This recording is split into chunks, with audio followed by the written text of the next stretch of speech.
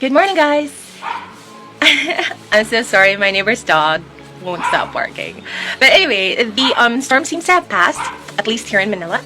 So it's a little bit hot today, but it's still cool enough to garden. So what I'm gonna do today is I'm going to be planting my potato. That potato was in a glass of water for I don't know how long, how many weeks now, but it's grown really well, so it's time to put it in soil. Yay! That one, I'm not quite sure if I'm gonna wait or I'm just gonna ditch the thing. But this one has grown roots. And look at that. It's beautiful. It's really, really green and it's long and it has really nice roots. So we're gonna be planting this today. So potato tubers need to be underground. Duh. So what we're gonna do is we're gonna put this thing under the soil. This whole stalk will be underground. New potatoes will be growing along that stalk. I'm not sure how many potatoes I'm gonna get from this tuber, but it looks like I may be able to get quite a few from it, so I'm really, really excited.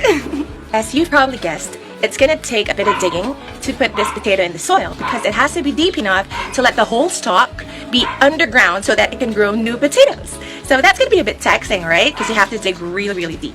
What I did was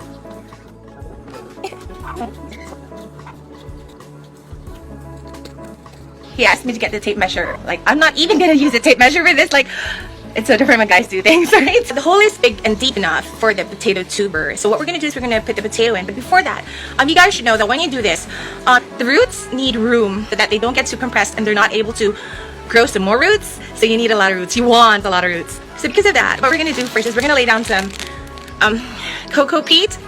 Coco peat will allow the roots to move around. And once you put that down, you can put in your potato tuber and then slowly add some more. Instead of soil, you're going to add on what we call carbonized rice hull. So this one also allows that area around the roots to absorb water but also not get too crowded. So that's what you're going to do for the first feet or so. Or I don't know, I'm not really good with measurements.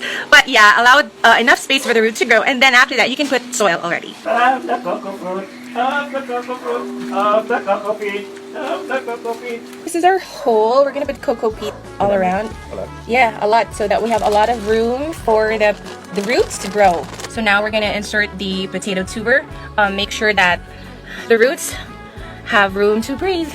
Now we have the potato in there and we're going to cover the thing with carbonized hull. Now that we've made sure that it has room for the roots to grow, we're going to cover this stalk in soil. When we're done, you see just the tip of the potato stalk now above ground, and we've put some stones around it as a marker. Hopefully we're going to be able to grow some potatoes from this. Fingers crossed.